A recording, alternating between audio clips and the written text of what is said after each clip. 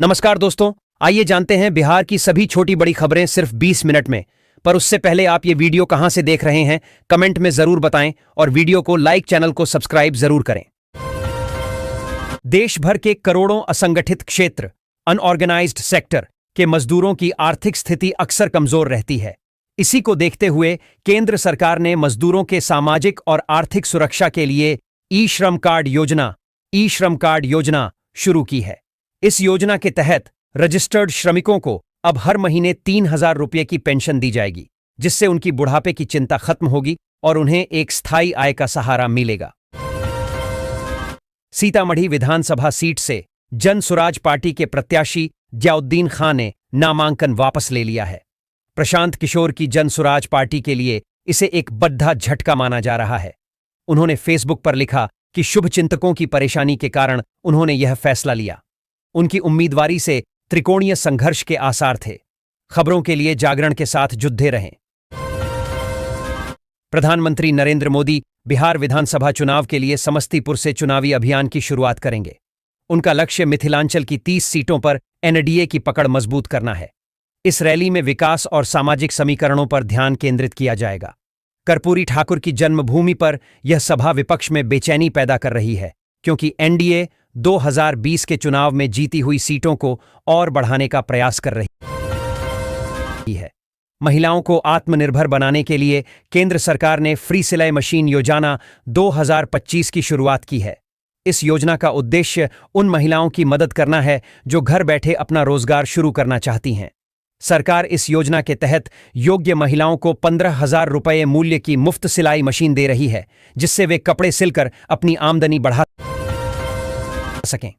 प्रधानमंत्री किसान सम्मान निधि योजना पीएम किसान योजना के तहत किसानों को हर साल 100 रुपये की आर्थिक सहायता 3 किस्तों में दी जाती है, जिनमें प्रत्येक किस्त 2,000 रुपये की होती है। वर्ष 2025 में 21वीं किस्त नवंबर तक जारी होने की संभावना है, लेकिन अभी सरकार ने इसकी आधिकारिक तारीख की घोषणा नहीं की है।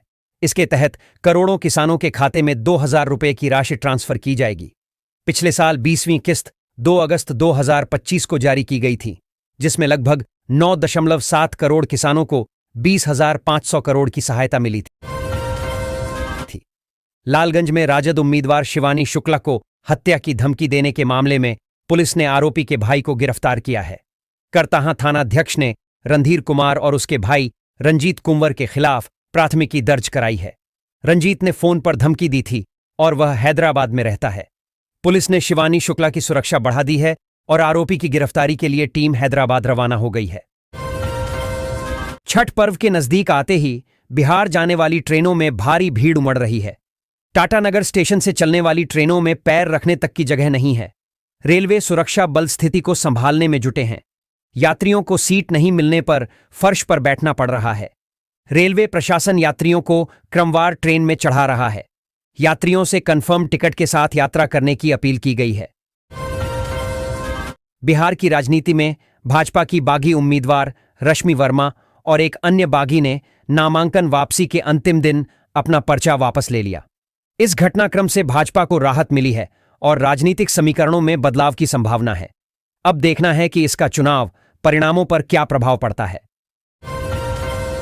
रोहतास में 11 किलोमीटर सड़क का निर्माण कार्य अभी तक अधूरा है, जबकि उत्तर प्रदेश ने अपने क्षेत्र में सड़क बना ली है। बिहार में धीमी गति से काम होने के कारण लोगों को परेशानी हो रही है। स्थानीय लोग सरकार से जल्द सड़क बनाने की मांग कर रहे हैं ताकि आवागमन सुगम हो सके। बिहार के स्कूलों में फर्जीवाड़े को रोकने के लिए फेस रिकॉग्निशन सिस्टम से हाजिरी शुरू की जाएगी। इस नई प्रणाली से छात्रों की उपस्थिति दर्ज की जाएगी और फर्जी छात्रों की पहचान हो सकेगी। सरकार का मानना है कि इससे शिक्षा व्यवस्था में पारदर्शिता आएगी और फर्जीवाड़े पर लगाम लगेगी। बिहार विधान परिषद में विपक्ष के नेता सुनील शर्मा ने राज्य सरकार पर हमला करते हुए उसे हर क्षेत्र में विफल बताया। उन्होंने शिक्षा, स्वास्थ्य और रोजगार जैसे मुद्दों पर सरकार की आलोचना की। शर्मा ने विधानमंडल सत्र की अवधि को कम बताते हुए जनता के मुद्दों पर चर्चा के लिए पर्याप्त समय न होने की बात कही। उन्होंने बिहार चुनाव 2025 के मद्देनजर महागठबंधन की प्रेस कॉन्फ्रेंस में केवल तेजस्वी यादव की तस्वीर दिखने पर बीजेपी ने कांग्रेस पर हमला बोला है। बीजेपी प्रवक्ता शहजाद पूनावाला ने कांग्रेस और राहुल गांधी का सम्मान चोरी होने का आरोप लगाया है। उन्होंने पूछा कि क्या तेजस्वी ने कांग्रेस को उसकी जगह दिखा दी है। इस घटना से महागठबंधन में दरार की आशंका जताई जा रही है।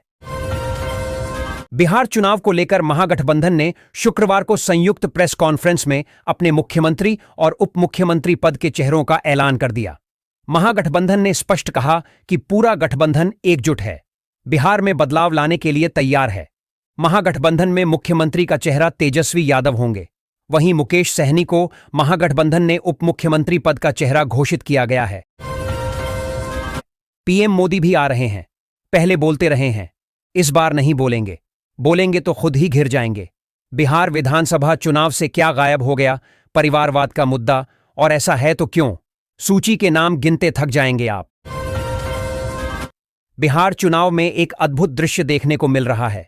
चुनावी रैलियों में छठ पूजा के प्रसिद्ध गीत केरवा जे फरेला घवद से की गूंज सुनाई दे रही है।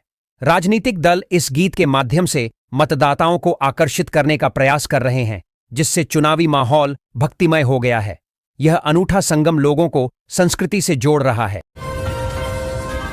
जहानाबाद विधानसभा क्षेत्र में दूसरे चरण में मतदान 11 नवंबर को होने वाला है, जिसे लेकर जिला निर्वाचन पदाधिकारी सह जिलाधिकारी अलंकृता पांडे ने बताया कि चुनाव को लेकर सभी तैयारियां पूरी कर ली गई हैं।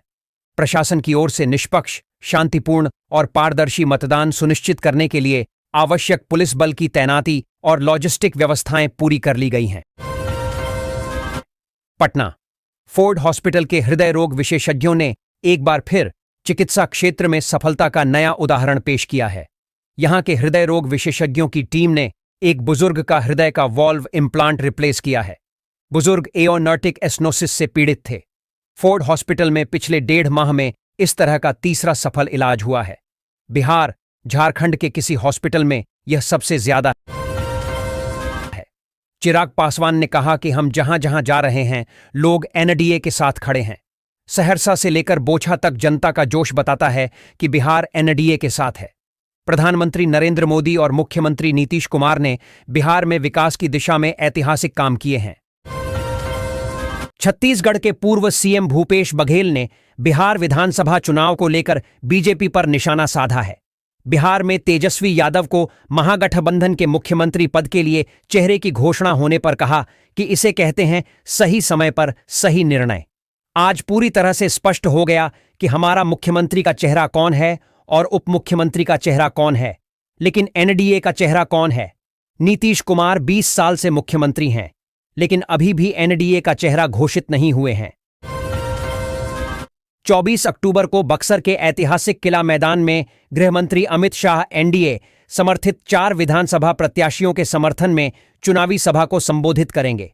सभा की तैयारियों का निरीक्षण सदर अनुमंडलाधिकारी और अन्य अधिकारी कर चुके हैं। सहरसा जिले के सिमरी बख्तियारपुर विधानसभा चुनाव क्षेत्र के कोसी दियारा में लोजपा रामविलास सुप्रीमो चिराग पासवान की एक चुनावी सभा आयोजित की गई। सभा में उन्होंने निवर्तमान विधायक व अपने ही पार्टी के पूर्व सांसद चौधरी महबूब अली कैसर पर तंज कसते हुए हमलावर नजर आए। वैशाली के लालगंज विधानसभा क्षेत्र में बावजूद गंभीर धमकी मिलने पर इलाके में खलबली मच गई। थाना प्रभारी तथा वैशाली पुलिस कंट्रोल रूम को एक अज्ञात नंबर से कॉल कर कहा गया कि अगर भाजपा के विरोध में मैदान में उतरी आरजेडी की प्रत्याशी शिवानी शुक्ला घटारो गांव आईं तो उन्हें गोली मारकर हत्या कर दी जाएगी। सूचना मिलते ही पुलिस पूरे मामले की जांच पड़ताल में जुट गई और संबंधित शिकायतकर्ता के बयान के आधार पर एफआईआर दर्ज कर कार्यवाही शुरू कर दी गई है। बिहार विधानसभा चुनाव में आरजेडी प्रमुख लालू प्रसाद यादव के दोनों बेटे चुनावी मैदान में हैं। पहली बार दोनों अलग अलग पार्टी से उम्मीदवार हैं। बात अगर हम तेजस्वी यादव की करें तो वो आरजेडी से राघोपुर विधानसभा से चुनाव लड़ रहे हैं, जबकि उनके बड़े भाई तेज प्रताप यादव अपनी नई पार्टी जनशक्ति जनता दल बनाकर महुआ विधानसभा क्षेत्र से चुनावी मैदान में हैं। अब जानते हैं इन दोनों भाइयों में किसके पास ज्यादा पैसा है। भारतीय जनता पार्टी के राष्ट्रीय अध्यक्ष व केंद्रीय मंत्री जगत प्रकाश नड्डा ने बिहार के औरंगाबाद के गोह विधानसभा क्षेत्र के हंसपुरा और वैशाली पातेपुर विधानसभा क्षेत्र में जनसभा को संबोधित किया। उन्होंने महागठबंधन और लालू परिवार पर जमकर हमला बोला।